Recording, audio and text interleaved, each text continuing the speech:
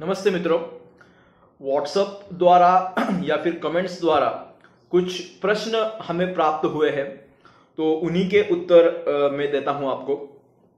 सारे प्रश्न निधि company related है, और लेकिन इसके पहले मैं एक बात स्पष्ट कर देना चाहता हूं कि एक बात ऐसी हुई है कि क्या प्रोड्यूसर कंपनी जो है वो निधि कंपनी का पर्याय बन सकती है। देखिए, प्रोड्यूसर कंपनी निधि कंपनी का पर्याय नहीं बन सकती। प्रोड्यूसर कंपनी ये सिर्फ किसानों के लिए होती है। जो भी 10 किसान एक साथ आएंगे और वो व्यापार जब करना चाहते हैं तो उनके लिए सबसे अच्छा विकल्प जो है वो प्रोड्यूसर कंपनी है। उसके अपने आप के कुछ अलग फायदे हैं, वो आज के वीडियो का विषय नहीं है। लेकिन प्रोड्यूसर कंपनी ये निधि कंपनी का सब्स्टिट्यूट नहीं हो सकता। लोन देने के लिए, डिपॉजिट देने के लिए निधि कंपनी ही पर्याय है सिक्योर्ड लोन के बारे में जब हम बात करते हैं।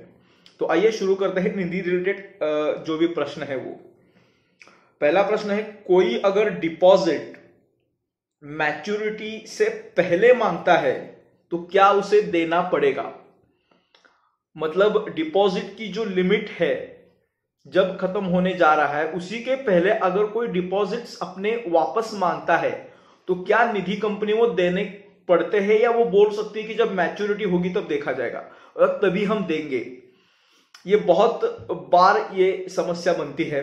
तो उसमें आप 2% डिडक्शन करके, 2% कम करके आपको वो डिपॉजिट उनको वापस देने चाहिए।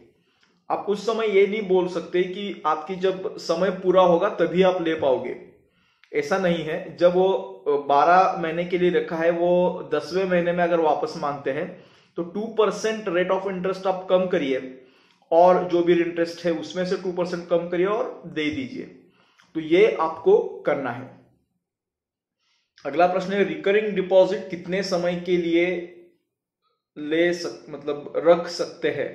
ये जो वीडियोस है उसमें काफी स्पष्ट किया गया है कि रिकरिंग डिपॉजिट जो है वो कम से कम 12 महीनों के लिए आपको रखना है और ज्यादा से ज्यादा 5 साल तक आप रख सकते हो। फिक्स डिपॉजिट्स जो रहते हैं वो 6 महीने के लिए रखना है, ज्यादा से ज्यादा 5 साल तक रखना है, ये स्पष्ट है। क्या निधि कंपनी को DIR KYC कंप्लायंस करना अनिवार्य है। जी हां, निधि कंपनी को जितने भी निधि को कंप्लायंस करने पड़ते हैं वो सभी करना अनिवार्य है। उन्हीं कंप्लायंस में एक पार्ट है DIR KYC कंप्लायंस। हर निधि में जो भी डायरेक्टर है उनको हर साल गवर्नमेंट को ये इंटीमेट करना पड़ता है कि हम अभी भी डायरेक्टर है, हमारा ईमेल एड्रेस जो भी है, फोन नंबर जो भी है, वो आपको OTP एक आएगा और वो कंप्लायंस आपको करना पड़ता है। ये आपके CA और CS करके देते ही है। तो ये कंप्लायंस आपको अनिवार्य है, हर साल करना है।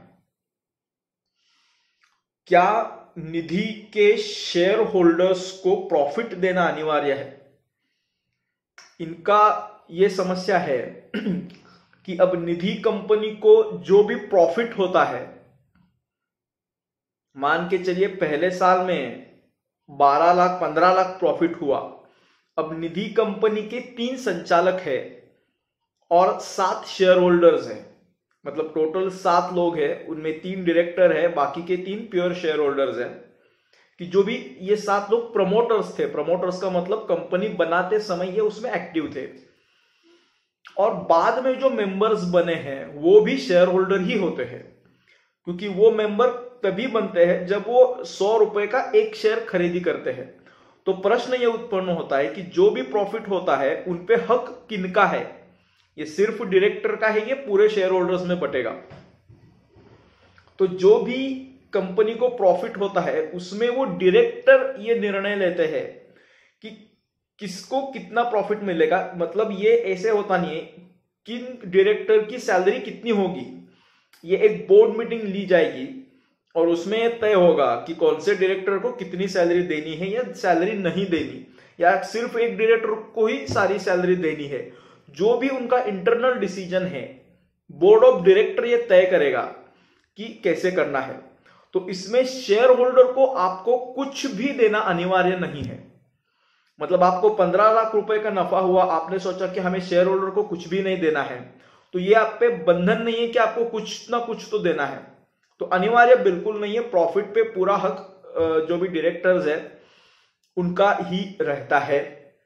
लेकिन शेयर होल्डर की ये अपेक्षा रहती है कि उनको कुछ लाभांश के रूप में प्रॉफिट का कोई हिस्सा मिले, जिसको डिविडेंड बोला जाता है। लेकिन डिविडेंड देना अनिवार्य नहीं है, क्योंकि निधि कंपनी के शेयर होल्डर कौन बनते हैं? एक तो वो व्यक्ति होते हैं कि जिन्होंने डिपॉजिट रखे हैं, या फिर वो व्यक्ति होते हैं जिन्होंने लोन लिया है, या फिर जिनका सेविंग अकाउंट है। यही लोग उसमें शेयर होल्डर्स बनेंगे। तो इस केस में आपको जो भी प्रॉफिट है वो ट्रांसफर करना अनिवार्य नहीं है। आप चाहो तो लाभांश दे सकते हो। लाभांश देना रेकमेंडेड है, मतलब ये एडवाइजेबल है। आपको अगर प्रॉफिट होता है, जब भी होता है और जितना भी होता है, आप उसका कुछ पोर्शन निर्धारित करें और वो अपने शेयर होल्डर्स को लाभांश के रूप में दीजिए।